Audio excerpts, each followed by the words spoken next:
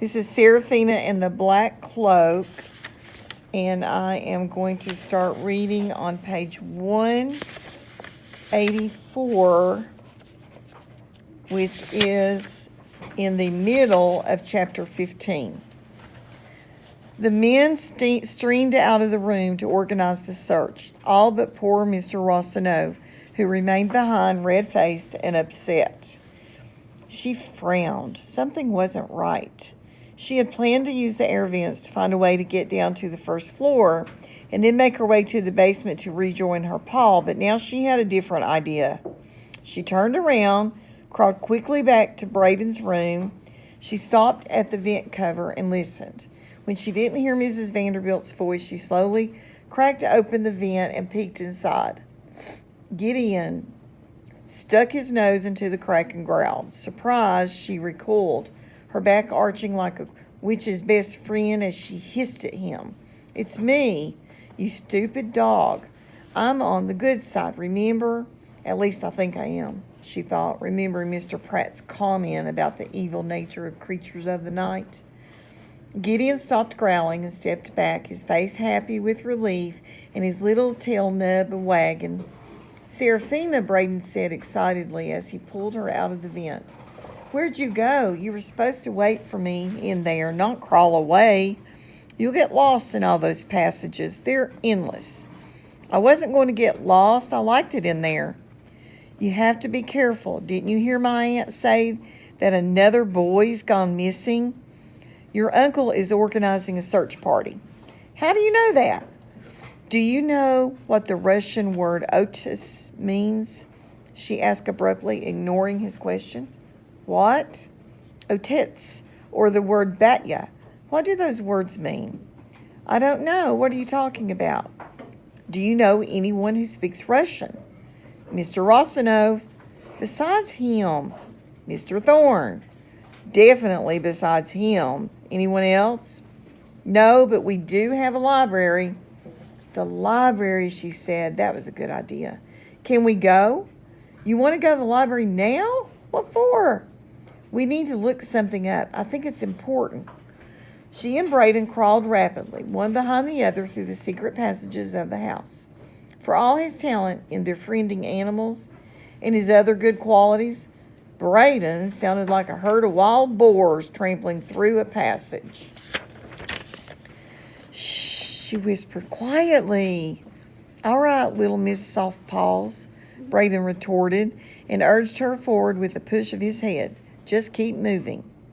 For the next few yards through the passage, Braden made every effort to move more quietly, but he was still too loud. "I'm going to get in big trouble if my uncle catches us doing this," Braden said as they passed another vent. "He can't even fit in here," she said happily. They crawled past the second-floor living hall, then down the length of the tapestry gallery until they reached the south wing of the house. "There it is," Braden said finally. She peered down through the metal grate into the Biltmore library room. With its ornate brass lamps, oak-paneled walls, plush furniture, the shelves were lined with thousands of books. "Come on," she said, and pushed through the grate. 30 feet above the floor, Serafina balanced on the high ledge of the hand-carved crown molding that supported the vaulted ceiling with its famous Italian painting of sunlit clouds and winged angels. She climbed down the upper shelves like they were the rungs of an easy ladder. From there, she scampered like a tightrope artist along a decorative wrought iron railing, darting quickly over to the high mantel of the massive black marble fireplace. She leapt lightly onto the soft Persian rugs on the floor and landed on her feet. "That was fun," she said with satisfaction. "Speak for yourself," said Braden, who was still 30 feet up in the air, clinging desperately to the highest bookshelf, looking scared out of his wits. "What are you doing up there, Braden?" she whispered up to him in confusion. "Quit fooling around and come on." "I'm not fooling around," Braden said. She could see now that he was truly terrified. "Put your left foot on the shelf right below you and go from there," she said. She watched as he slowly, clumsily climbed down. He did pretty well at first, but then lost his grip on the last bit, fell a short distance and landed on his bottom with a relieved sigh. "You made it," she said cheerfully, touching his shoulder in congratulations. He smiled. "Let's just use the normal door next time, all right?" She smiled and nodded. She liked how he was already thinking there was going to be a next time. She gazed around at all the books lining the shelves. She'd never been in here in the light of day. She thought back to all the books her pa had brought her, how she would spend hours poring over the pages under his guidance, sounding out the letters until they became words and sentences and thoughts in her mind, always wanting more. She would keep reading long after he'd gone to sleep. Over the years, she'd read hundreds of books, each one opening a whole new world to her. She marveled at how this one room contained the thoughts and voices of thousands of writers, people who had lived in different countries and different times, people who had told stories of the heart and of the mind, people who had studied ancient civilizations, the species of plants, the flow of rivers. Her pa had told her that Mr. Vanderbilt had many keen interests and studied the books in his library. He was considered one of the most well-read men in America.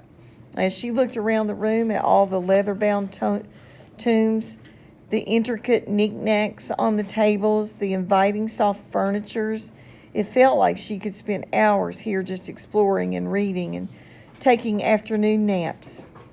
"That's Napoleon Bonaparte's personal chess set," Braden said when he noticed her looking at the ornately carved pieces arranged in perfect rows on a delicate rectangle table.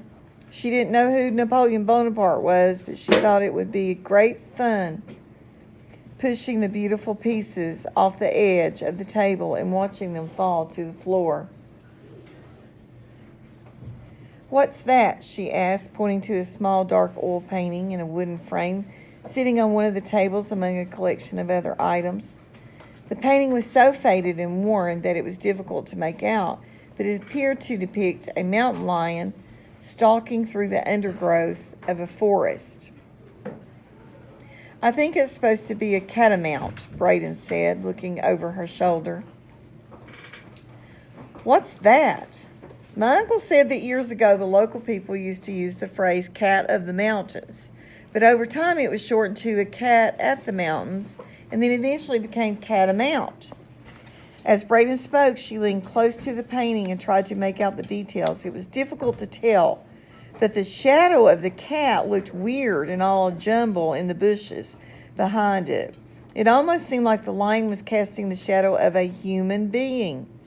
She vaguely remembered the remnants of an old folk tale that she'd heard years before. "Are catamounts changers of some sort?" she asked. "I don't know. My uncle bought the painting in a local shop. My aunt thinks it's ugly and wants to get rid of it," Braden said, then pulled her away. "Come on, you wanted to know the meaning of a Russian word. Let's look it up." He led her to the corner behind the huge brass globe. "The foreign languages are over here." He scanned the titles of the books, saying each one as he enjoyed the sound of the words: Arabic, Bulgarian, Cherokee, Dutch, Espanol. It was clear that Braden's uncle, who was fluent in 8 languages, had taught him a few things. Now that they were in the world of words and books, rather than scaling the precipitous heights, Braden was back in his element. French, Greek, Hindi, Italiano, Japanese, Kurdish, Latin, Manx.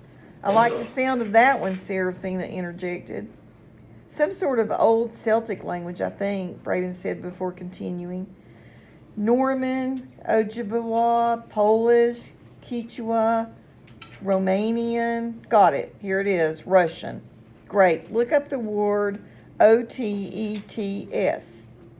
How do you spell it?" "I'm not sure." "Well, I just spelled it." "We'll have to go by the sound of it," he said as he flipped through the pages until he came to the spot he wanted. "Nope, that's not it." He tried another guess. "Nope, that's not it either." "Oh, here it is. Otets. Otets. That's it," she said, gripping his arm. "That's what Mr. Thorne called Mr. Rostonoff. That upset him so badly. It is some kind of terrible insult or accusation. It is a sharp-fanged demon or something." Braden said, frowning as he read the entry. Not exactly. Well, what does it mean? Father. What? Otis means father in Russian, Braden said, shaking his head. I don't understand. Maybe you misunderstood what Mr. Thorne said. Why would he call Mr. Rostinov father? She had no idea, but she pushed closer to get a better view of the entry in the book. I can't imagine Mr. Thorne making a mistake like that, Braden said. He's very smart. You should see him play chess. He even beats my uncle, and nobody beats my uncle. He seems to be amazing at nearly everything, she scoffed. Well, you don't have to be mean about it. He's a good man. She took the book from Braden and kept reading. It explained that Otis was the formal way a child would address a parent in public. But the more intimate way, used only within the family, was the word batya, which translated roughly to daddy or papa. She frowned in confusion. They were the same age and completely unrelated. Why in the world would Mr. Thorne repeatedly address Mr. Rostinov as his papa?